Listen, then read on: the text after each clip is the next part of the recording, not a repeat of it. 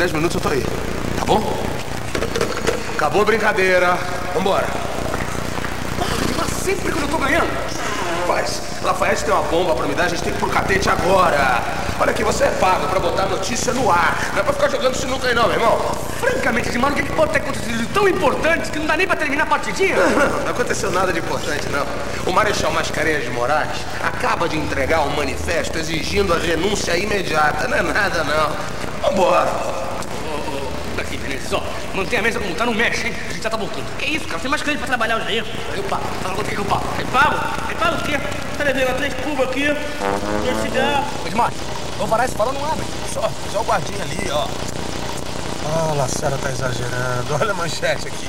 Lutero e Lodge indiciados como mandantes. O que tá falando? Olha isso que minha mãe chamava de mentira cabeluda. Enquanto não tirar esse safado no xadrez, ele não sossega. Vamos parar. É, Fidelis, é negócio explosivo, só a gente que tem. Foi o Lafayette que me passou. Vambora, vai. O quê? Quer que eu entre ao vivo? Claro. Não tem problema. Vambora, toca o bonde, rapaz. Tá bom.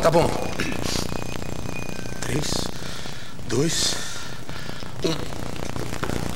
Aqui é Edmar Fonseca, falando do Palácio do Catete, em edição extraordinária do grande jornal Falado. Estou na sala onde há poucos minutos se reuniram o Marechal Mascarenhas de Moraes, chefe do Estado-Maior das Forças Armadas, e o presidente Getúlio Vargas. O Marechal leu para o presidente o seguinte manifesto da Aeronáutica. Os oficiais generais da FAB, abaixo assinados, reafirmando o seu propósito de permanecerem dentro da ordem, da disciplina e dos preceitos constitucionais, acham que a presente crise nacional só poderá ser satisfatoriamente solucionada com a renúncia do presidente da República. Segundo informações que obtive de fontes do próprio Palácio do Catete, o general ouviu a seguinte resposta de Getúlio Vargas. Marechal, em 1945, eu estava no governo mantido pela vontade das armas. Atualmente fui eleito pelo povo e não posso sair daqui enxotado pelas Forças Armadas. Não renuncio. Só sairei daqui morto e o meu cadáver servirá de protesto contra essa injustiça.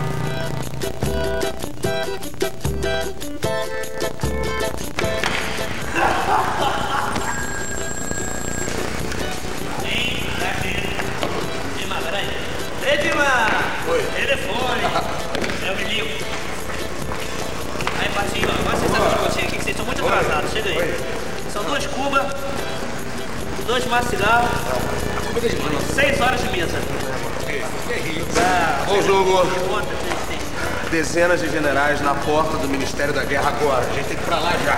Vambora. Tchau, meu irmão. Peraí, a pontinha.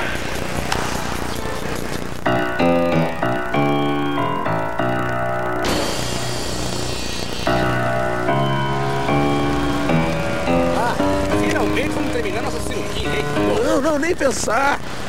Rapaz, eu acho que a vaca vai pro brejo hoje à noite. Toca pro bistrô, Antenor. Bora. Tô com a batata quente na mão. Mão de onça. Sou eu. Alô? Mão de onça. O Fidelis está no ar? Então chama ele rápido, que eu quero falar com ele. Por favor, rápido. Alô, Fidelis? Fidelis, olha só. Eu tô com uma bomba aqui na mão. É o seguinte, eu tô aqui tá na minha mão o manifesto dos generais pedindo a renúncia do Getúlio. Mas só que tem uma condição.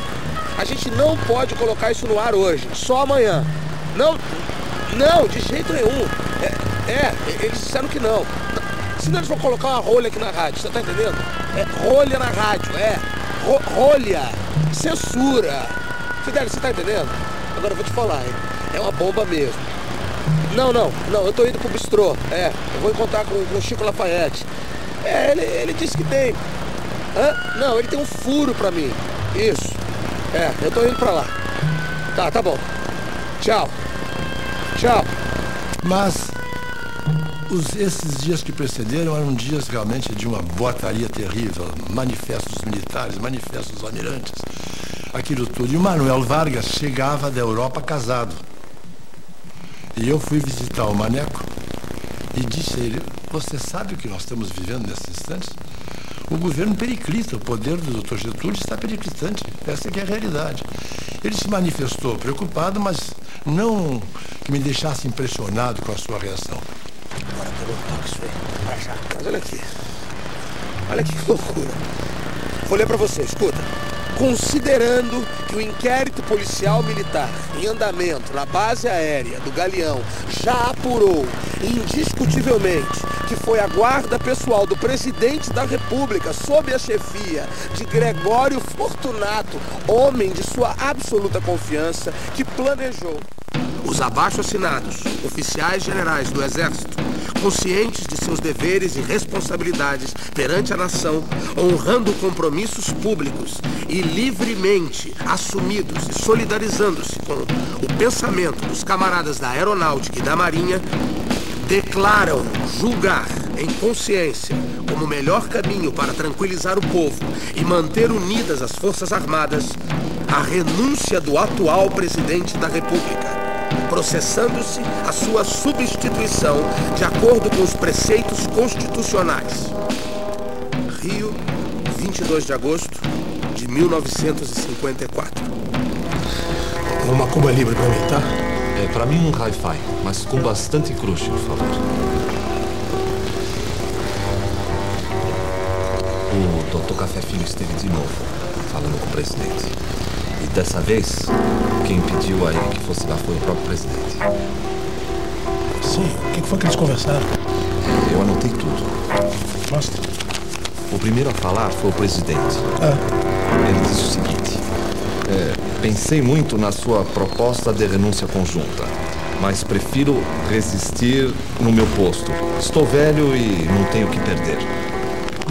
E o vice respondeu: o incêndio é inevitável, a agitação chega ao clímax e o governo já não consegue manter a ordem nem nos quartéis, nem nas ruas. Você acha?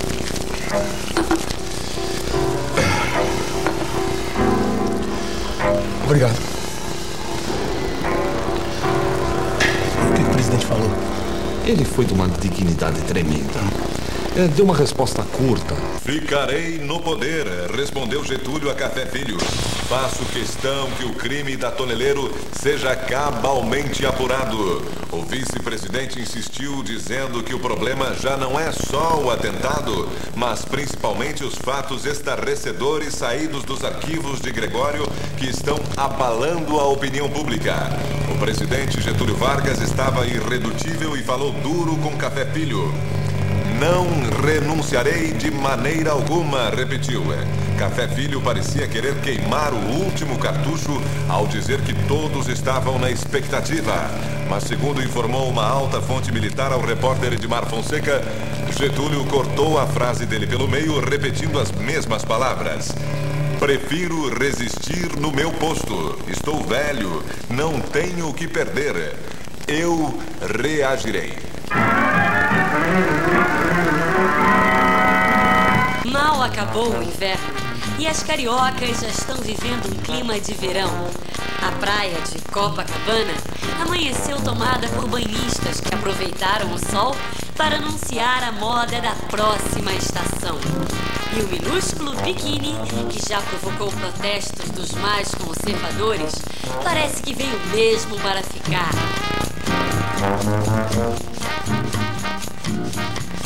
E a última moda que veio de Paris, diretamente para o Rio, são os óculos de gatinho, que deixam as mulheres com um certo ar de Sofia Loren.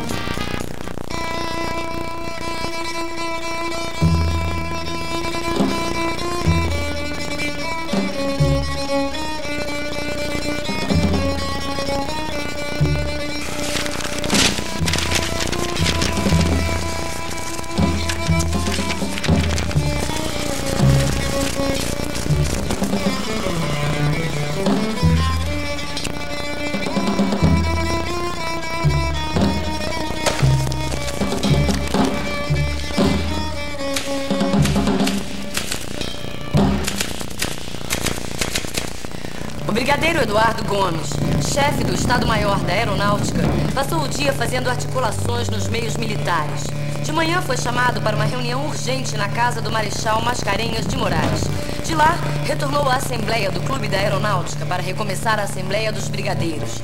Só se retirou para ir ao Galeão e, em seguida, para dar conhecimento aos ministros militares e ao Marechal Mascarenhas da resolução dos seus colegas, que exigem a renúncia, como única solução capaz de restituir a tranquilidade ao país.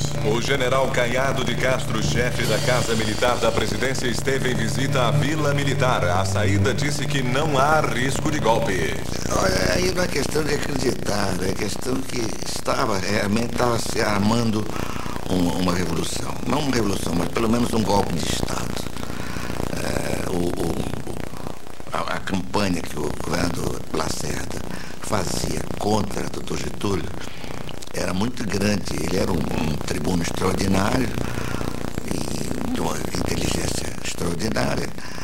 Fez uma campanha enorme e o clima para um golpe de Estado estava praticamente armado.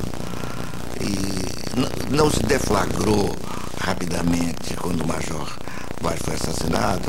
Entre o dia 4, dia 5 e dia 24, foram 19 dias, porque as Forças Armadas não queriam efetivamente depor o Dr. Getúlio. Teriam deposto se fosse necessário, se o governo não tivesse investigado o crime, se tivesse havido provas ou contraprovas de que gente do governo estaria envolvida, se tivesse podido provar, como Lacerda pretendeu, que o Dr. Getúlio teria o mandante, aí fatalmente haveria um golpe de Estado. É o Coronel Chico Lafayette ao telefone, Excelência. Obrigado. Alô? Oi? Sei, pode falar. Tá certo. Tá ok. Obrigado, viu? Eu falo com você mais tarde. A polícia ocupou a companhia telefônica. Parece que eles vão bloquear todas as chamadas interurbanas. Acho que tá chegando a hora da onça beber água. Esse negócio não vai acabar bem, é o que eu tô te falando, né, Edmar? Quando eu saio comprar um café pra gente, vai, por favor.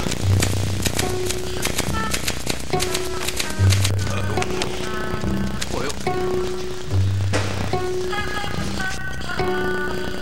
O ex-presidente Arthur Bernardes insiste na tese da renúncia. Falando agora à noite em Belo Horizonte, Bernardes reiterou que a única saída é a entrega da presidência a Café Filho. Palavras textuais do ex-presidente. Vargas afogou-se no próprio lamaçal que criou em torno dele. Só sobrou no atoleiro que se elevou dos desvãos do Palácio do Catete até ele. Getúlio Vargas é hoje um instrumento das forças do mal. Ao chegar hoje de São Paulo, o jornalista Carlos Lacerda foi chamado ao Galeão para ser acariado com Climério.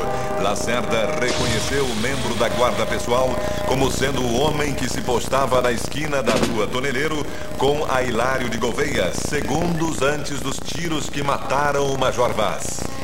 Cerca de 1000 pessoas se aglomeram na porta do Palácio do Catete pedindo a renúncia do presidente.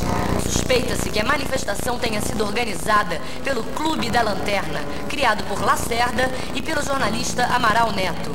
Como medida de segurança, a Casa Militar da Presidência da República reforçou o policiamento do palácio com mais 5 pelotões da Polícia do Exército, os chamados Catarinas. Foram dias mais conturbados, foram dias mais difíceis da gente aguentar, porque o palácio já estava cheio de policiais, de polícia, não é polícia, de militares, os Catarina, né, aqueles rapazes lá do sul, louros, bonitos, alegres, muito simpáticos, que tinham uma fome desesperada, a gente vivia dando sanduíche para eles. E esses meninos fizeram até uma certa alegria, mas era uma ameaça também. Porque as metralhadoras, aquilo tudo ali, apontando para fora, havia multidão. Nos últimos 5 dias, a multidão avançava mesmo, para até talvez derrubar o portão.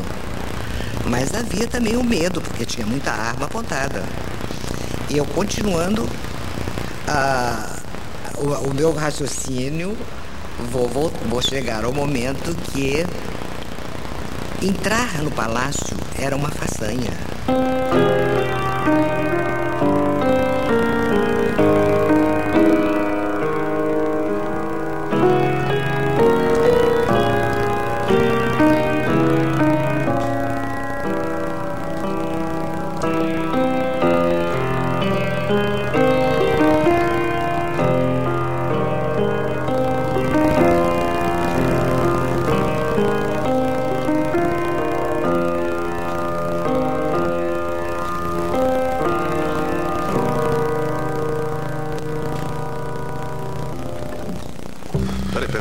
Tem certeza? Podemos dar isso? Tá bom. Tá circulando a notícia lá no Catete que o Getúlio renunciou, meu amigo. Tem que dar um pulo lá e checar isso de qualquer forma. Você acabou de escutar a notícia que a Deise colocou no ar. Os catarinas cercaram o Palácio do Catete, tá todo mundo armado até o pescoço, nem ministro entra lá dentro. Eu vou ligar pro Lafayette, vou ver o que ele faz pra gente. É com essa informação, pelo amor de Deus. Oi, sou eu. Eu, Edmar. Desculpa, eu sei que esse telefone a gente só usa de vez em quando, mas é urgente. Eu tô precisando encontrar com você já. O quê? Tá bom. Obrigado. Tá. Vou encontrar com ele no bistrô. Vou encontrar com ele no bistrô agora. Você não sabe o que ele falou. Sabe o Raul Brunini? É o repórter da Rádio Globo. Tava transmitindo da porta do Palácio do Catete, os catarinos prenderam ele. Eu vou no caminho, vou passar no DOPS e vou ver se transmito alguma coisa. Tchau. Diretamente da porta do DOPS, para onde foi trazido há pouco o nosso colega radialista Raul Brunini, da Rádio Globo, preso no começo da noite pela Polícia do Exército, nas imediações do Palácio do Catete. Há pouco chegaram aqui ao prédio do DOPS o jornalista Carlos Lacerda e Amaral Neto, presidente do Clube da Lanterna, que vieram tentar libertar Brunini. Edmar Fonseca para o Grande Jornal Falado. Vamos passar agora o noticiário vindo de São Paulo. Uma passeata monstro organizada pelos estudantes de Direito e da Escola Politécnica está percorrendo neste momento as ruas de São Paulo, pedindo a renúncia do presidente Getúlio Vargas. Delegações de estudantes viajaram de Campinas, Bauru, Ribeirão Preto e Santos para a passeata da renúncia. A massa de jovens saiu da Escola de Direito, passou pela Praça da Sé e atravessou o Viaduto do Chá. O centro da cidade foi tomado de grande tensão quando os estudantes se aproximavam do quartel-general do Exército, na rua Conselheiro Crispiniano. Os portões do QG foram fechados e dezenas de soldados armados de fuzis guardaram o prédio. Quando a multidão de estudantes passava diante do QG em absoluto silêncio, um estudante se destacou do grupo e dirigiu um emocionado discurso aos soldados. Era o jovem José Gregori, da Faculdade de Direito, que fez um apelo às Forças Armadas para que se juntassem ao povo para exigir a renúncia do presidente Getúlio Vargas. Os soldados não reagiram e a passeata prosseguiu até o quartel-general da Aeronáutica, onde idêntico apelo foi feito pelo estudante Vitor Fazano, presidente do 11 de agosto.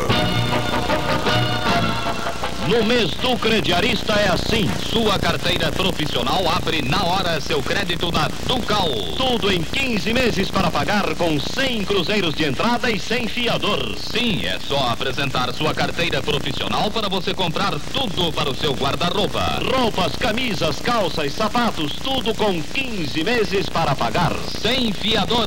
Com 100 de entrada, sem mais nada. Ducal.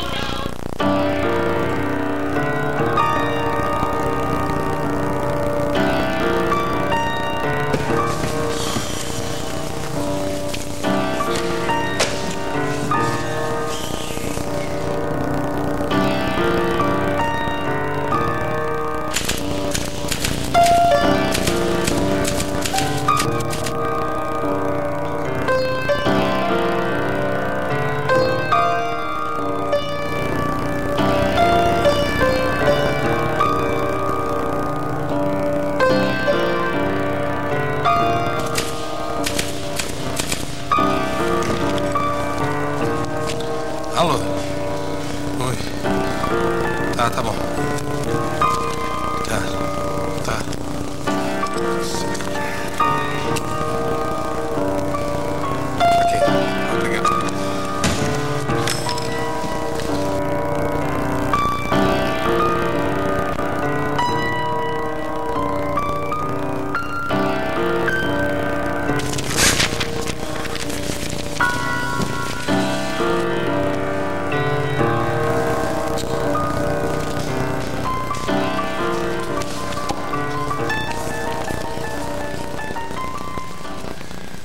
E atenção, ouvintes, para a última notícia.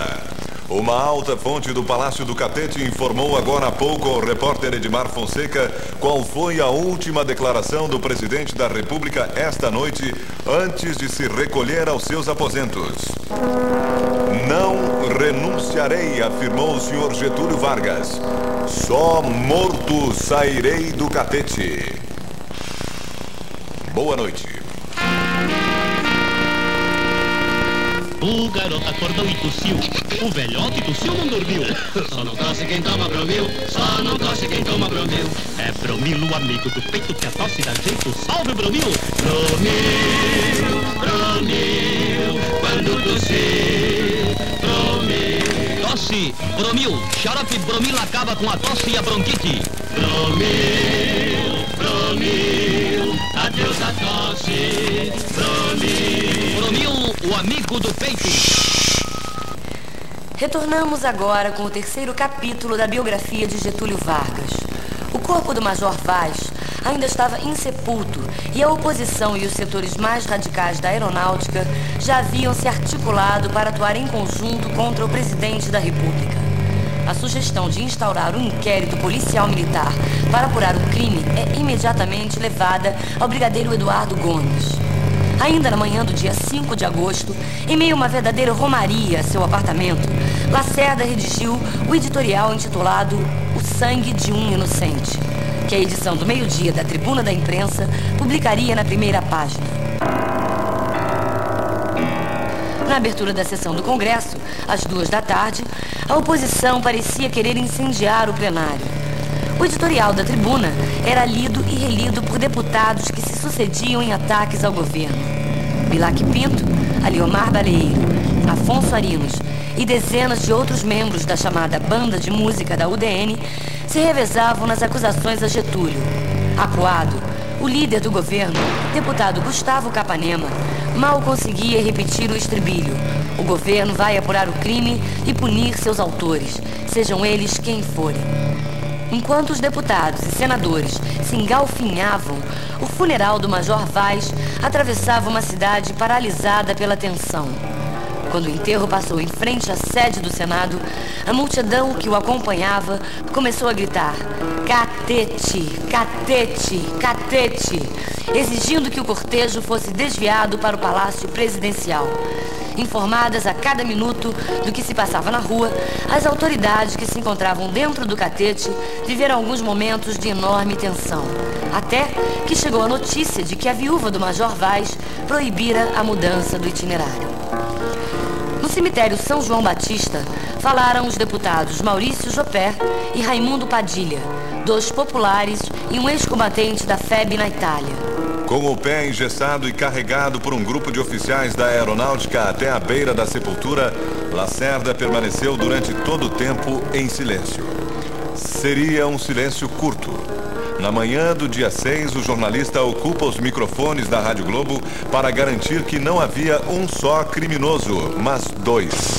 Lacerda falava com tanta segurança que parecia já ter informações sobre o depoimento do motorista Nelson. Simultaneamente, esgotavam-se nas bancas de jornais do Rio a edição da Tribuna da Imprensa, que trazia na primeira página um agressivo artigo. Perante Deus, Lacerda escreveu, acuso um só homem como responsável por esse crime. É o protetor dos ladrões, cuja impunidade lhes dá audácia para atos como o desta noite. Esse homem chama-se Getúlio Vargas. Rubens Vaz morreu na guerra. Morreu esse querido amigo na mais terrível, na mais insidiosa das guerras, a de um povo inerme contra os bandidos que constituem o governo de Getúlio Vargas. Havia no ar naquela expectativa. Sabe quem? Está entendendo? Era isso que aconteceu. Até, que continua tendo, até um dia que eu estava na véspera, foi na véspera da reunião, que era orientado de serviço no outro dia, o Ferraiolo, outro agente de ordem que sai, de madrugada, junto acompanhado do Continuo Isso, me acordaram e disseram, olha senhora, tem gente da guarda metido nisso. Eu digo, não é possível, tem gente da guarda metida nessa história. Aí eu não dormi mais. Fiquei acordado, já preparando para assumir o serviço, porque sabendo que ele normalmente passava cedo, esse dia devia ser mais cedo ainda, porque ele já tinha conhecimento que tinha gente da guarda. Foi quando ele soube que tinha gente da guarda. Quando eu desci para ir para o meu gabinete, já encontrei o Gregório encostado numa pilastra embaixo. Porque esse Gregório, basicamente, não devia ter dormido. Me entrou, não falou nada, também não falei nada para ele. Subi logo em seguida o presidente passou. Isso já bem cedinho, clareado o dia. Passou, bom dia, foi para o gabinete. Em seguida chamou contínuo e mandou chamar o Gregório. Porque aqui eu vou fazer uma parte do seguinte. O presidente tinha uma maneira de proceder que ele só usava os agentes de ordem para coisas importantes, pedir café, chamar era pegar o contínuo. Ele sabia distinguir. Mandou o contínuo chamar o Gregório. O Gregório subiu. O Gregório subiu e entrou no gabinete. E eu fiquei na gabinete ali. Não deve ter demorado uns 15, 20 minutos, o Gregório sai. Mais tarde, depois, eu vim a saber que o Gregório tinha negado o presidente e o presidente mandara ele se apresentar na polícia. Mas ele, em vez de ir para a polícia, foi procurar o beijo, porque ele é cria do beijo. Então, nesse dia, quando surgiu o negócio, ele chamou o Gregório. E só houve um diálogo. Ele me mandou chamar, eu chamei o Gregório e eu assisti o diálogo. Foi, o doutor Getúlio perguntou, você tem que ver, tem alguma coisa que ver com isso aqui? E ele disse assim, o senhor perdeu a confiança em mim? E ele disse, confiança é outra coisa, pode ir embora. Foi o único diálogo durante todo esse período que o Gregório teve com o Dr. Getúlio. Às 4:30 da o cadáver do Major Vaz deixava o salão nobre do Clube da Aeronáutica. Para dar mais dramaticidade ao funeral, decidiu-se que o cortejo seguiria a pé até o cemitério São João Batista. Na primeira fila, cercados por deputados, senadores e por centenas de oficiais fardados, estavam o Marechal Eurico Dutra, ex-presidente da República. Havia um oficial, no entanto, que em nenhum momento se afastaria do ataúde. O homem de cabelos grisalhos e ar grave era o brigadeiro Eduardo Gomes, chefe do Estado-Maior da Aeronáutica, 2 vezes derrotado para a presidência da República e que desde aquela madrugada se transformaria, ao lado de Carlos Lacerda, na figura central da guerra contra Getúlio. No curto espaço de tempo, decorrido entre o atentado e a hora do enterro, a crise já tinha adquirido proporções incontroláveis. No fim da manhã, o Clube da Aeronáutica fizera uma convocação relâmpago por rádio e telegrama a toda a oficialidade da Aeronáutica do Rio de Janeiro para uma assembleia às 8 da noite do dia seguinte. O Ministério da Aeronáutica nomeara o coronel aviador João Adil de Oliveira para acompanhar o inquérito policial. O Carlos Lacerda, no dia seguinte do crime, recebe lá o delegado, que era o delegado de polícia da delegacia da região, ali da rua Popeu Loureiro, coisa ali. E o delegado foi logo insinuando, dizendo, o senhor teve uma discussão com o Major Vaz? Aí Carlos viu logo que o inquérito era feito para provar que ele é quem tinha morto o Major Vaz. Aí pegou, o senhor teve uma discussão com ele? Tá? Aí o Carlos disse, o senhor está, já sei o que é que o senhor quer, retire-se da minha casa. Não, mas eu sou o delegado, vem fazer o inquérito, me chame a polícia, me convoque que eu vou lá. Na minha casa o senhor não fica mais. E o seu revólver, não dou também o revólver ao senhor. Depois que o delegado se retirou, o deputado Adalto Lúcio Cardoso advertiu Lacerda para o risco de deixarem o inquérito nas mãos da polícia. Desse jeito, disse o deputado, vão acabar provando que foi você quem matou o Vaz. E em seguida levantou uma questão que iria mudar o rumo da história. Se o atentado havia sido praticado com um revólver de calibre 45, uma arma de uso privativo das Forças Armadas, então tratava-se de um crime militar. E, portanto, a apuração deveria ser feita por um inquérito policial militar, a cargo da Aeronáutica, claro. Começou a funcionar no Ministério da Aeronáutica, no Galeão, o que se chamou a República do Galeão, uma verdadeira polícia para a apuração do fato. E procurando atingir a pessoa de Getúlio Vargas, evidentemente. À noite, o Rio de Janeiro fervilha com a agitada reunião do Clube da Aeronáutica. Centenas de oficiais da FAB decidem, mesmo contra a vontade do ministro da Aeronáutica, Brigadeiro Nero Moura, que são eles que vão apurar a verdade. Informados de que havia novidades no depoimento de Nelson, na madrugada seguinte, Tancredo Neves vai até o regimento Caetano de Farias, onde estava preso o motorista. Nelson Raimundo acabara de revelar que tanto ele como o assassino haviam sido contratados por um certo Climério, que trabalhava no Palácio do Catete. Tancredo retorna apressado ao Catete para saber se de fato havia no palácio algum funcionário chamado Climério. Ele e o general Caiado de Castro, chefe do gabinete militar, decidem interpelar Gregório Fortunato, chefe da guarda pessoal do presidente. A fidelidade a Getúlio era maior que tudo, e Gregório se faz de inocente. Diz que Climério era um gaúcho que costumava frequentar o palácio, mas não tinha qualquer ligação com a guarda. O que Tancredo e o general Caiado não podiam imaginar era que Climério era de fato membro da guarda pessoal. Era compadre e homem de confiança de Gregório. O chefe da guarda negara tudo para que seu protegido tivesse tempo de fugir. A mentira só sobreviveu uma noite. De manhã, Tancredo já sabia quem era e o que fazia Climério Euripides de Almeida. Percebendo a gravidade do problema, o ministro da Justiça revela tudo ao presidente e propõe que a guarda pessoal seja imediatamente extinta. Getúlio fez apenas uma pergunta: mas tu achas que o Gregório está metido nisso? Tancredo não sabia de nada, mas como bom mineiro, desconfiava. O Dr. Oswaldo Aranha, indo ao palácio, interpelou o Benjamin, o Dr. Getúlio, sobre se a guarda pessoal do Dr. Getúlio não estava envolvida nisso. E ele reparou, quando falava com o Benjamin, ao fixar os seus olhos, que o Benjamin desviava o seu olhar.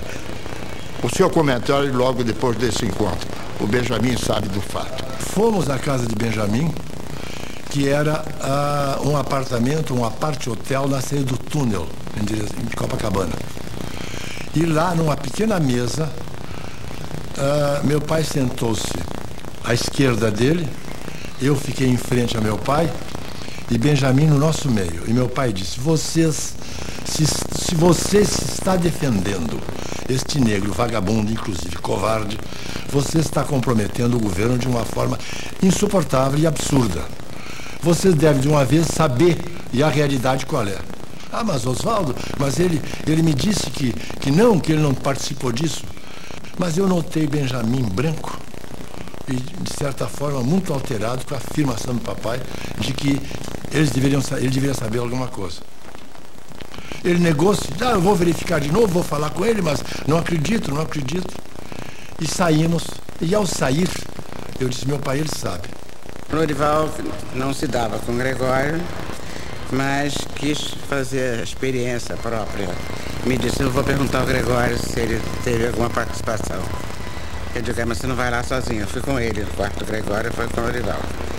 E chegando lá, o Lorival perguntou. O Gregório falou: não, senhor, aquela voz fina dele, que era um homem daquele tamanho, caindo de revólver dos lados, aquela força toda com aquela vozinha fina, ele disse: não, senhor, jurou de pé junto que não tinha nada a ver com o atentado.